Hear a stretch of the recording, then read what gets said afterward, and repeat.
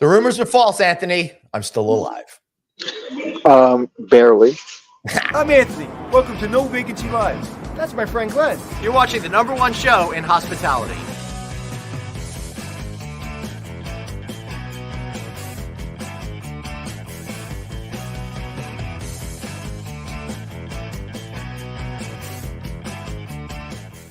Hey, everybody. Welcome to No Vacancy Live. That's Anthony Melchiori. I'm Glenn Hausman in my home studio in between back-to-back trips to Las Vegas. How you doing, buddy? Yeah, and I renovated my home office, and I'm in my home office.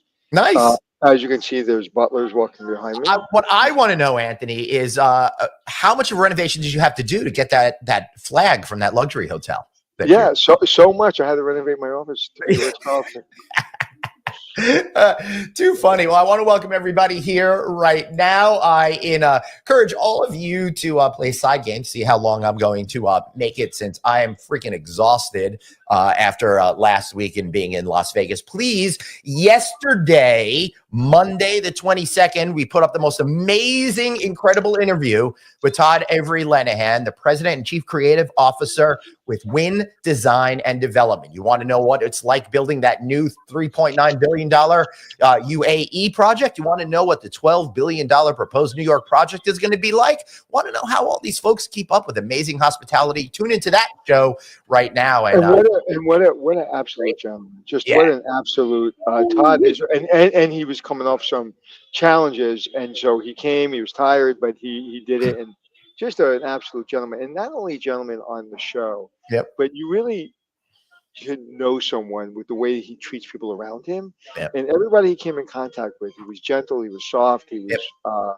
caring, and it was absolutely a great interview. And so plus we did it in the Wynn Studios, so it looks gorgeous. Please check it out. Yeah. So did you go fishing the last 4 days? Yeah. So I went to Fish at Sphere for the last 4 nights. If you want to hear a full description of my night one experience, check out last week's Friday night audit. But the reason why I bring it up here is because in the hospitality industry, we're always looking to change. We're also looking to innovate. And Sphere, Anthony, is the most innovative venue that I've ever seen in my entire life. By like every other one is here, and this one is way the heck over. Well, I'm a big UFC fan, and Dana White, who's critical of everything and very high performing CEO, it blew his mind away. So when he said it was amazing, I would imagine it was amazing. So I'm looking forward to it. And what artists are going to be able to do with that screen is incredible. Do you think Billy Joel could ever do that? I think Billy Joel could do a residency there for sure. That's the one I would do. He can do 100 nights at Madison Square Garden every month for the last 6-7 years. You know, there's some time off for COVID. Then he could definitely do Vegas. He's one of those top performers. The next band that's going to be in there, I already know has been confirmed, but since I know off the record it's been confirmed, I can't say who it is, but it's going to be pretty good for people. Could you write it in comments or send me a text? Yeah, I sure can. So that's going to be pretty good. But the Fish doing 4 nights of concerts, one original, each one with 3+ hours of music and original art for behind it was incredible. Plus the 3D sound where the music was like dancing around your head and coming from different directions. When your favorite band out there, people, goes to the Sphere, make a trip. It is worth getting on an airplane to be part of this incredible, innovative venue. So, and as great as that moment was for you, and it was really, like you said, life-changing moment for you, there was a moment that I wish could have happened for you. We were in the podcast studio, and 10 minutes before we were in the podcast studio to do the podcast, 10 minutes before, who was there? The boys from Fish were there. In fact, we were supposed to record at 10 a.m., but got bumped to 12 because someone needed the space. Had I known it was them. Oh, well. Whatever. Let's move forward because you know what? We were at Wynn, and Wynn is 20 years old, but this brand is 40 years old. Ooh, somebody's calling me from Las Vegas right now. We'll take care of that later. But anyway, so what's going on, Anthony, is Wynn has been there for about 20 years, but one really cool brand in hospitality, which I love, Embassy Suites, has been around for 40 years at this point. And I will tell you, it is one of my favorite brands. It's one of the brands that really got me into understanding what a sweet product was, and you got to love those ready-made omelets. So you want to think we should do this interview with their incredible global brand leader? What are you thinking? Yeah, let's go, buddy. All right, let's do it. Hold on one second. This is all my fault. Sorry very much. Bonnie Campagnuolo, brand leader, Embassy Suites by Hilton. How are you doing there today? I am doing great. And what I love about what you just talked about is Billy Joel was the first concert I ever saw. Mine too. That was in the year that Embassy Suites was established. No, wait. All right. So we're going back. Wait. I gotta go first. Okay. Yeah. Fair enough. My first concert was Billy Joel. My first hotel I've ever worked in was Embassy Suites. No way. In 1986. Now I'm going to test you, Bonnie. Okay. Where was the first Embassy Suites go? The first Embassy Suites was in Kansas City, Overland Park, and it is still in our system today. And where did Anthony Mercuri's first job as night auditor start? It 2 years later. It has to be Overland Park. I'm going to guess based on your last name, which is similar to mine in that section of town. Overland Park, Kansas was my first job. In Overland Park, Kansas, I was a night auditor. Bob Legler was the rooms division manager. I was at Whiteman Air Force Base in the Air Force. I wanted to be in the hotel business, so me and my friend drove up from Whiteman, and I wanted a weekend job. After I had a job that I can leave the base on the weekends. So my friend and I drove up there. And we walked into Overland Park, Kansas, and the gentleman, Bob Legler, as soon as he saw me, first thing he said was, "Love your tie, love your suit." We sat on a bar stool. He interviewed me, and 40 years later, almost, we're still friends. His son's a great, amazing artist, and we talk when we, as a matter of fact, I was there not too long ago, and with Bob having dinner, and we went to the Overland Park Hotel, and the lady behind the front desk, I said, "Can I take a picture behind the front desk?" And she said no, and Bob said, "But I think you may want him to take a picture behind the front desk." And she said, "Double no." So I wasn't able to, because she did her job well. So there's nobody on earth that's a bigger fan of Embassy Suites. Then, do you know what year the first New York City Embassy Suites opened? I do not know that one, because that would have been in Lower Manhattan, and nope. Okay. Do you remember the one at Lower Manhattan that's now Conrad? That opened in 2001 or something like that, or 2000. Exactly right. So the first one was in Times Square. Right. And that's where the theater was, right? That's the Palace Theater, and that opened in 1990. And who was the first night manager of the Embassy Suites in Times Square? Would that be you? That would Mr. be me. Melchiori, would that be you? So I am there's nobody that talks more about Embassy Suites than I do. So I love it. I love it. I love to hear that. The thing that's so amazing about this brand is that there are folks like you who have a long history with the brand, have so much love for the brand. It's how they got started in the industry, and folks who got started at front desk, became general manager, moved around the system, moved from Embassy Suites to Embassy Suites, and then into corporate. So we've got multiple folks who've been through Overland Park who are still in the system. One of our QA auditors at one point was general manager in Overland Park. He met his wife in Overland Park. So it's just it's really a heartwarming brand, and I'm the new kid. Yeah. When did you start as brand leader? I started as brand leader in July of 2020. So a little bit of a weird time, but the core of who we are is evident, and you can feel it.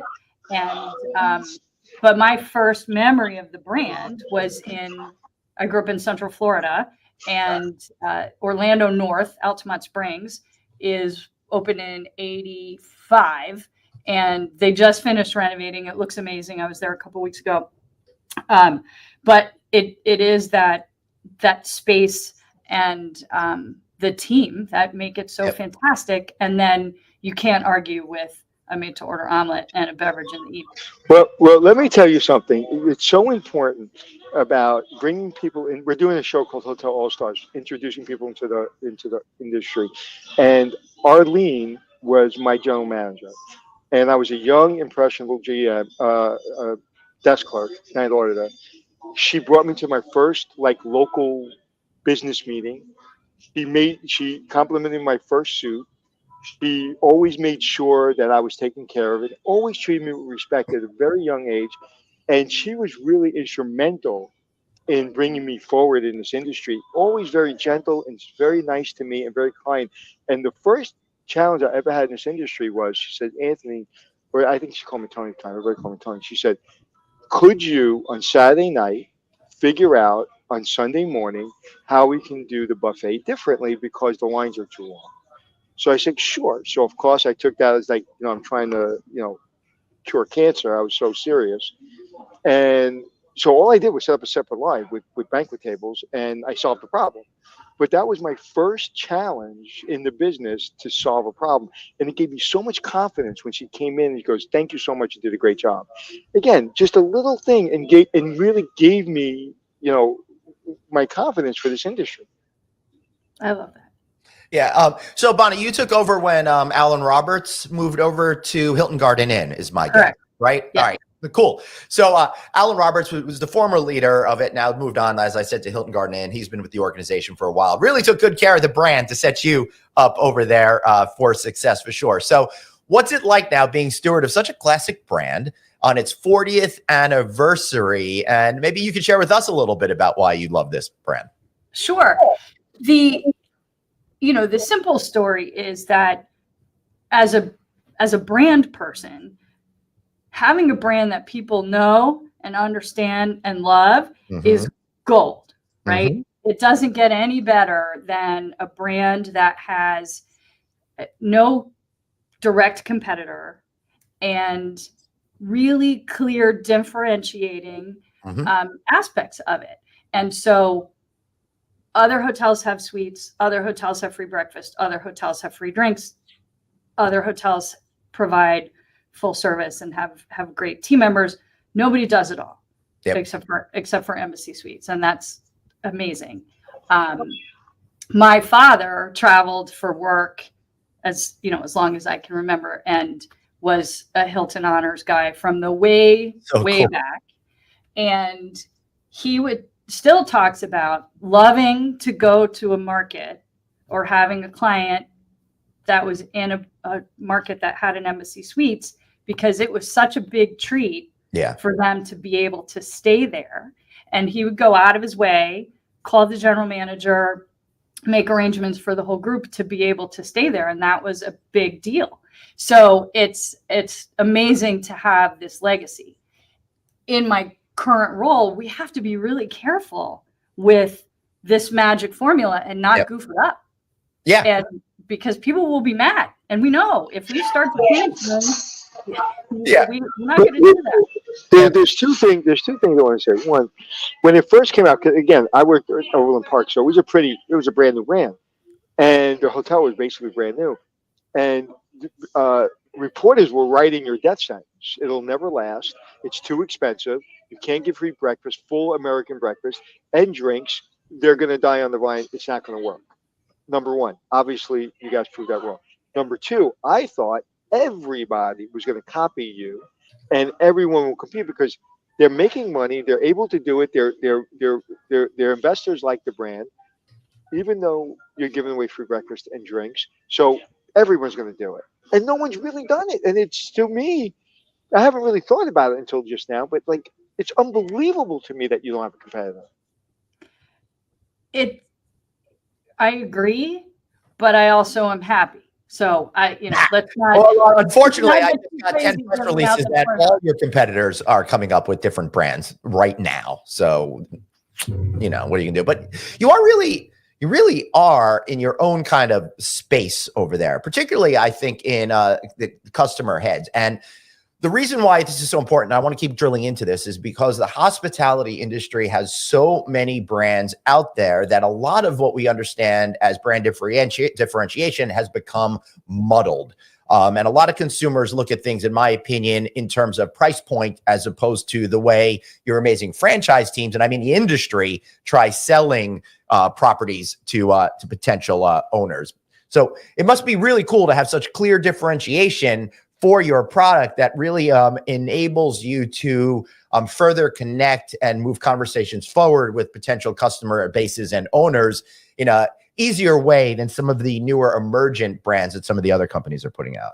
Certainly. We don't need to educate most folks about who we are and what we provide and the value that comes with it. So whether it's a group customer who is on a budget and trying to make sure that they take care of everybody's experience from start to finish, or the travel team or the family going on vacation, they're willing to pay a little more because they know what they're going to get. They know that everybody's going to have a suite. You're not hoping for an upgrade. You know what your experience is going to be, and that trust is priceless. Yeah, and I will tell you, this property here is Anaheim North, and I've stated it before. And in the morning, you really get all of the theme park goers and stuff, and it's really great for families out there, particularly since it kind of chafes me that most hotel rooms are designed for 4 people, and so many families have 3 or more kids. So I love that you're able to take care of your entire family in one room in that way, which in my opinion, I think creates a better value. So even if you're paying a few dollars more for the room, you don't have to get 2 rooms, and you're also getting that upgraded free breakfast instead of feeling like you're just getting a muffin or a banana, you know? Right. Anthony? And I have a teenage son. Yeah. That, breakfast is $25 on a good day because, my man likes his proteins. And so that's a big savings when you add up a few more kids onto that. Me for managers, the manager's reception at night. And that's a big deal too. Anthony, sorry, go on. I'm in a hotel. Don't tell anybody. For a fruit cup and a cup of tea, I'm paying $57. But how many Embassy Suites are there, and what does Embassy Suites look like 4 years from now? Sure. So we have 267 properties open today. We have a couple more openings this year. In 4 years, we'll surpass the 300 hotel mark. We will add a couple more countries, which is exciting. Right. Dubai will open later this year. We're already in Doha, so starting to make a footprint in the Middle East, and so we'll see some of that. We're not right for every market, for sure, but we'll evolve the magic formula as it needs to with customer preferences.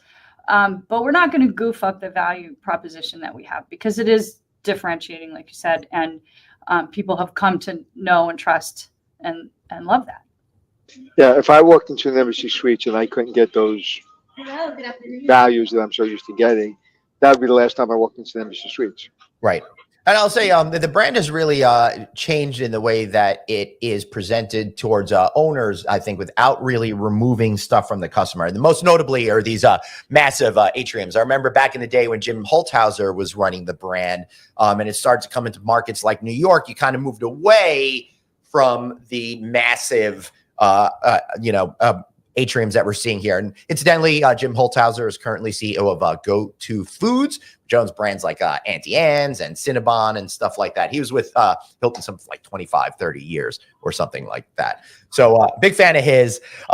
So it was great when you moved from this model to the smaller atriums, because it really made it more affordable for owners to be able to put that into major cities. For example, you can't have that much space not monetized in New York City, for example. But yeah, well, that's what's happening with the Embassy Suites in Times Square.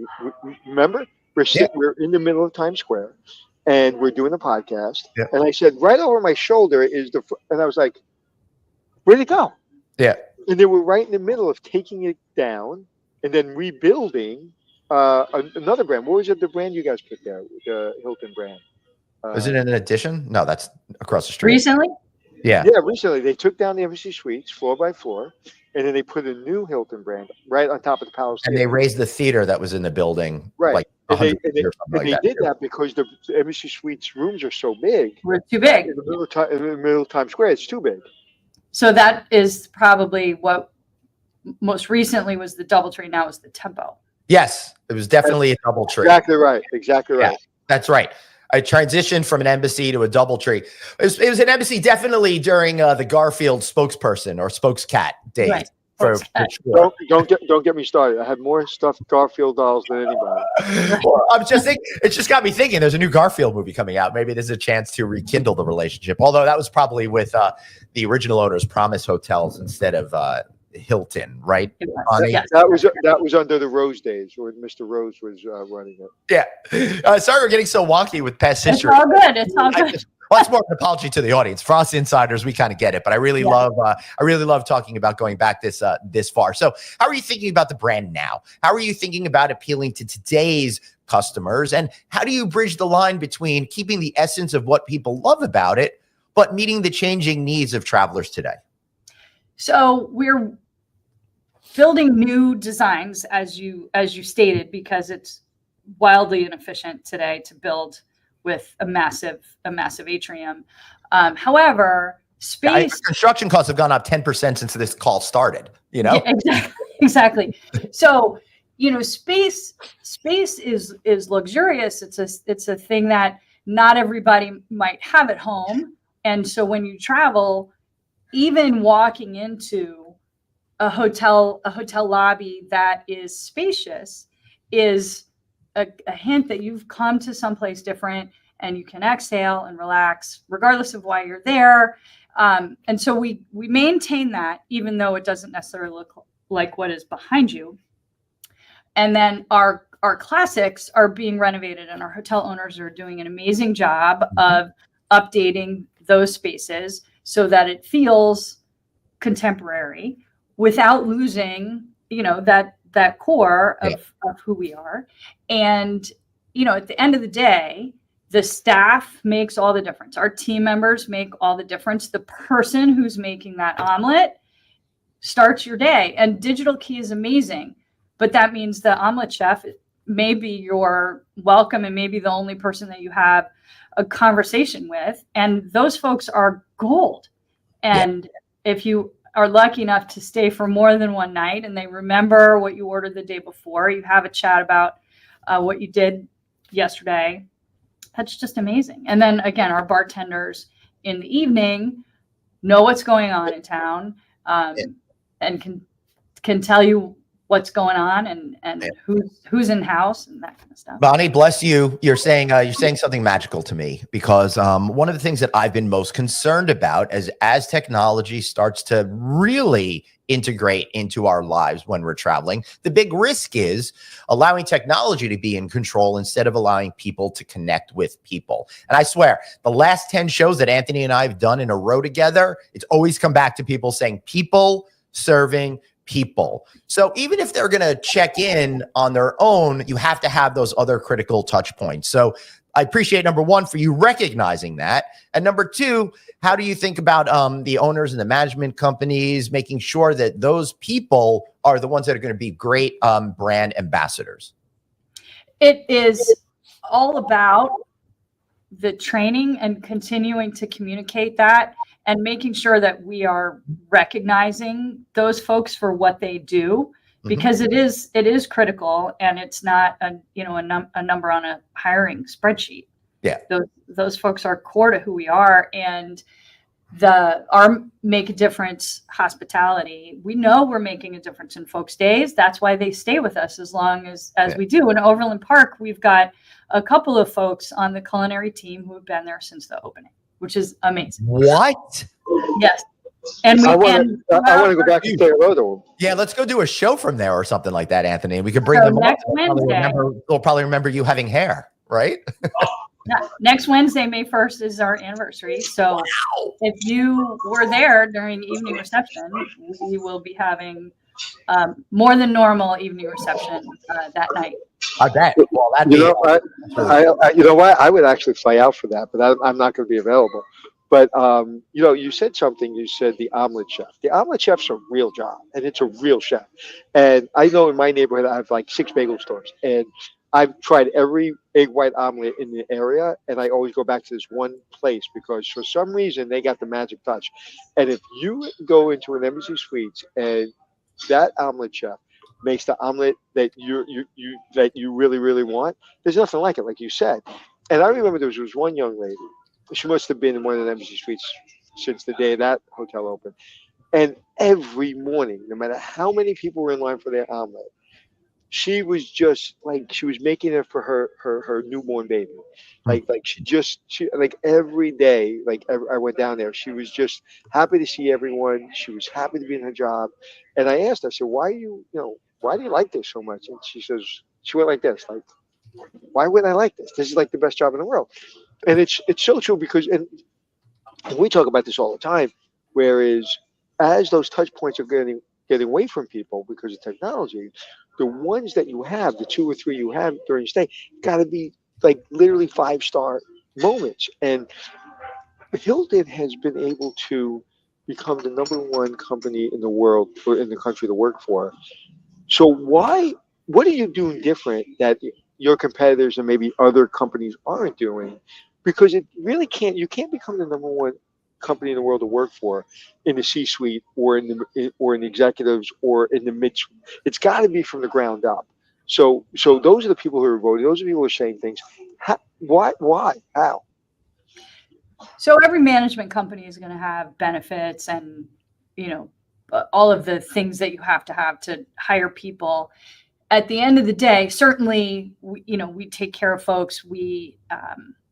Hilton assists its franchisees in delivering certain benefits like travel discounts to our team members. But it's about the culture we're creating in the back of house that make people want to come to work, because my boss can be great and the benefits can be fantastic, but I love who I work with is why I want to come to work. That's why I'm, not in my basement on my computer. I'm in the office because I work with great people and I go to hotels and those are great people. It's, that's why they come and that's why they stay. And then they tell their friends or they tell their family members. So we've got multiple hotels where sometimes you have generations and sometimes you have siblings who are all working at the hotel, which is awesome to see. So, what I find all the years I've been doing this, almost 40 years, that where we lose is we lose in the mid. We lose in the middle. We take the kid who comes in on Sundays, works late, does everything their boss asks them, and there's like, we're going to promote you, and then we're going to promote you. Oh, and guess what? Now you're an assistant general manager, and now you're a general manager. But as you know, the hotel business it's a business. It's like show business. It's a business. You're running a multi-million, sometimes billion-dollar hotel. And I found in my career that we promote people too early. Now, I think that's accelerated by 100% because of COVID. And we're getting people in mid-level positions, and they're just not capable. They may be capable of pushing. They're not ready yet, I think is what you're saying. And showing up. They're capable of showing up and being professional, but they don't know the nuance of human behavior. Right. And I don't care how good you are in spreadsheet. I don't care how good you are at marketing. If you don't have emotional intelligence in this business, you should hang it up. How do you guys do it so well? So a lot of it is about the culture, and a lot of it is in the training that gets provided, and the way that we trained in the past isn't necessarily how we do it today. But we try to get out into the market, into the hotels, and make sure we're showing and highlighting and using great team members as examples for other team members so that they can model how things go. And as we look at, I have kids, who were in high school during COVID. We need to make sure we're modeling those things because they lost out on some face-to-face time. and what service looks like, because they do everything through a phone. And so in our face-to-face business, in our in-person business, we need to make sure we're modeling that and giving them opportunities to practice that. And so a lot of the training that we provide. And a lot of it's not only, I just did a little social media thing, and it said it's not who you, it's not what you know, it's who you are. And like, there's a young lady running around this lobby. She's a hostess, and I guarantee you, she was trained, but her family trained her, because she is the most genuine. If I had a job for her, I'd literally go get her and give her a job. She is like, there's not a moment. Just now, she brought me tea. You know, I paid my bill already, and she brought me another pot of tea. And she's just so genuine and so nice, and I'll remember her just because of her smile, and not just at me, but everybody. And that's what it's about. And that's it's easy to get those people, and it's hard to get those people in the door. But when you get them, a bad manager could destroy it. So I know that Hilton, being #1 company, not hospitality company, to work for, I mean, they're really building up their team, because you can't do it any other. You can't fake that. You can't fake being #1. Right. I just want to throw in there that Anthony was not being hyperbolic. Really, the #1 best company to work for, as per Forbes. They just announced it a couple of weeks back. Number of years in a row, you're getting this award as a company. So I just wanted to throw that in there. Bonnie, you know what I'm curious about? We've been talking a whole lot about customer service stuff, but let's talk about owners for a second. What are owners looking for from you? Why should they invest in Embassy Suites? And I don't mean that pejoratively. I just mean that your company's been doing such a great job of opening up so many new brands that are kind of in the hospitality zeitgeist right now, that it's got to be tough for you to compete for ownership mindset and for their dollars, instead of them building, I don't know, 4 smaller select service hotels. It's a huge investment for this. So how does that work? My guess is probably has something to do with convention centers and, REITs and all that kind of stuff. But where are you thinking in terms of development? And real quick, Glenn, you can't use pejorative and zeitgeist in the same sentence. All right. Crap. Next time I'll do better. At least I'll put a semicolon in the middle before doing it. So, Bonnie, how are you getting over that 300 mark practically? What are owners thinking about, and how are you going to see more success like that in the future? So owners love our 7-night-a-week performance. It's not just a business hotel. It's not just a leisure hotel. Yep. So they're seeing strong market share 7 nights a week, and GOP opportunity is solid. And some of that is driven by meetings and event space, catering that comes with it, full service restaurants and bars. So the opportunity for profit, there's multiple places within the hotel. You'll see hotels being built in conjunction with cities for the meeting space in that city. You think about Jonesboro, Arkansas. We have a fantastic Embassy Suites there. It's on the campus of University of Northwest Arkansas, and it is the conference space for the city. Yes. Go. Please continue. I'm sorry. Yeah. So that's why owners like to build us, because they know that they can build. They have that profitability built in. It's a full service hotel with a slightly skinnier service model, staffing model. So it's an efficient full service brand for them to build. And we're not right for every market, for sure. Correct. You need to be able to, that there needs to be those demand drivers in the market. But we are really excited about some of the properties that we have in the pipeline. We're seeing nice, within the Smoky Mountains. We just opened Asheville and Gatlinburg. We've got Pigeon Forge will open early 2025. And then our beach properties, we started last year with 3 new beach properties: Virginia Beach, Aruba, and Panama City Beach. Wow. We've got Gulf Shores in Alabama under construction now. And that joins properties like Deerfield Beach in Florida, newly renovated, St. Augustine Beach that opened in 2018. So just, some really nice new properties where people are excited to come for business, leisure, group, travel, sports teams, etc. Yeah, Anthony. You said something. It reminded me. You may be the first. And we're only allowed to say this word once a month on our podcast. You may be the first bleisure hotel company before bleisure was a thing. Dude, that was hello. All right, now you got to put money in the bleisure jar. Oh, yes. Well. Now I sorry, well, Bonnie.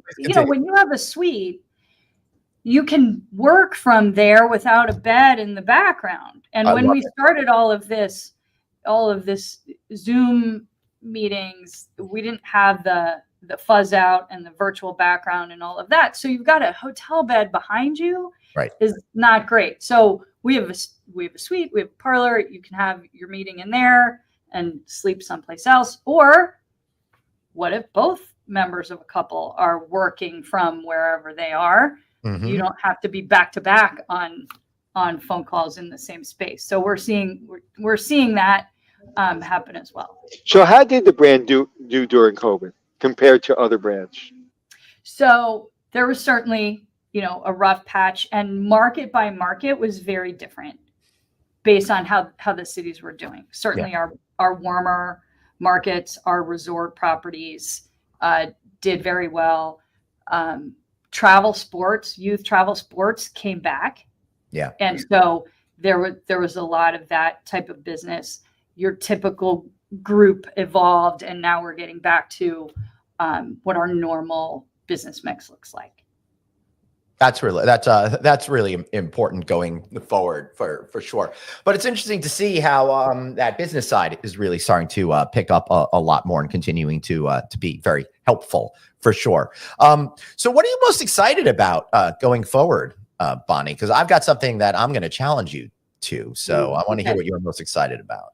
So I'm excited about certainly our new openings and our new locations because I get a preview, and they are gorgeous. They're in fantastic locations. Dubai is going to be amazing. I can't imagine. That'll be great. Yeah, it's a gorgeous tower in Business Bay. I'm sure it'll be it'll turn into like some sort of 6-star kind of embassy. Well, that tends to happen there. I know.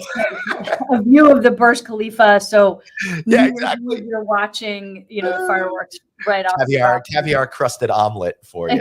Yeah, exactly. But I'm also excited about the renovations that have happened and are happening to our existing estate, because the thing that people love about us is still there, and we're just adding the modern touches and what we need in hotel rooms today.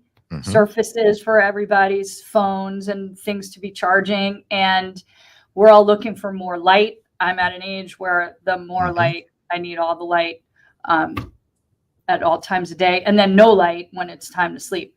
So I'm excited about the product to come, and our team members are the core, and that's what's solid and doesn't evolve. You can trust that those folks are there doing what Embassy Suites does. So what I'd like to do is I want to challenge you to a contest here. When Alan was in charge, I challenged him to a made-to-order omelet competition over there. So it's pretty serious stuff. We went head-to-head. Right. The chef taught us how to make an omelet. Then we went ahead and did that. Now, unfortunately, I believe Alan cheated because he stocked the judging panel with Embassy Suites employees. So I was not victorious, and I've been hurt about that for a number of years. And I'd like to make a comeback and challenge you to the next omelet cook-off that maybe we could get together at some point. I'm game if you want an omelet grudge match. Yeah, I do because I've got. All right, I'm game. Let's try to figure that out at some time when we're together. I think that'd be a real hoot to do. Anthony, I know we got to get going now that I've done the important part of this conversation is try to. You were waiting to say that. Yeah. Any final questions or words for Bonnie today? No, it's just full circle to be able to have you as a brand leader talking to me 40 years when I was just a kid walking in that hotel wanting direction. And to be here is kind of mind-blowing. So thank you. I love that. And that's what I love about this brand. And I know, Glenn, you've talked to Talene, who got her start with the Embassy Suites brand. Now she's my counterpart on Home 2. And there's so many of those stories around this company, which is amazing. Well, and internally, we'll be highlighting those folks. We've been interviewing them and getting their stories. So that's what. So who better than Anthony Melchior, the Hotel Impossible guy, to be the brand spokesperson? Oh my God. It's a great I'll idea. have my marketing people give you a call and get a contract. I don't know if you can compete with Garfield though, Anthony. That's pretty tough. They both like lasagna, I bet. Look at those. Did you see those ears? Look at that ear. Those ears could be a character. That's true. He is Italian, so he definitely. They actually modeled my ears for Mickey Mouse. They took my ears, same as Mickey Mouse. Wow, so, that's pretty impressive, right there. Thank you. Bonnie, thank you so much for being here. Really appreciate it. And I hope we get to see you out on the road soon enough. And look out, I'll be in touch with your people and let's see if we could, make this omelet thing. Absolutely. We will find a kitchen setup and do that. Yeah. Last time we did it at one, but near the lodging conference in Phoenix. So I mean, you could always consider like if you're going to be in an event, I come in early or we stay late or something. But anyway, that's logistics off screen. Bonnie, you're an amazing person. Thank you so much for being here. Thank you so much. Appreciate it. Appreciate you. Anthony, that was fun. I know we need to get going, but I'll let you have a final thought if you'd like. No, it's just like I said, it's unbelievable. I mean, that brand's been around for 40 years. I was there at the beginning, and I'm still kicking. And Bonnie, that she they're going to celebrate 40 years on May 1st, and that there's still people in that kitchen from the day it opened. Yep. I mean, it tells you what this business is about. So it was just fun, and thank you for bringing her on because I didn't expect it, and it was fun. Yeah, that's a really cool thing about doing the show. We get to meet so many cool people. Hey, if you want to watch that omelet making video, I put it into the comment section. Carl Slicer says, "Hey, we really miss Anthony's shows, but then, haven't you seen the first episode of Hotel All Stars available on YouTube right now?" Anthony, I know another episode's about to drop, right? Yes, at the break. Oh, I'm not supposed to say it, but the Breakers Hotel in Florida, and it'll be we've just on YouTube we have over 50,000 views. Nice. It takes 22 minutes of your life, so please watch it. And more importantly, if you're in the hotel business, go recruit somebody into our business. That's what this is about. This is not about Anthony doing a new show. This is about recruiting people into our industry. Period. End of story. Hard stop. Beautiful. And while you're out there recruiting for our industry, why not educate yourself in our business too? Follow us wherever you get your podcast. Just type in No Vacancy and you will be able to subscribe. Get them. And if you're on audio, why not watch us? Watch us on Facebook. Watch us on LinkedIn. Watch us on YouTube. And of course, all shows are at novacancynews.com. And I'm happy to say we're going to have a brand new rebuilt from scratch website for novacancynews.com debuting hopefully next week. I've been thinking it's going to debut next week now for 2 months. So that's pretty much how tech goes, right? And outside of our audience being the first to know, I'm the second to know. Yeah. Awesome, everybody. Thanks so much for being here. Remember, you've got one life, so blaze on, and be kind to yourself. See you all tomorrow. And please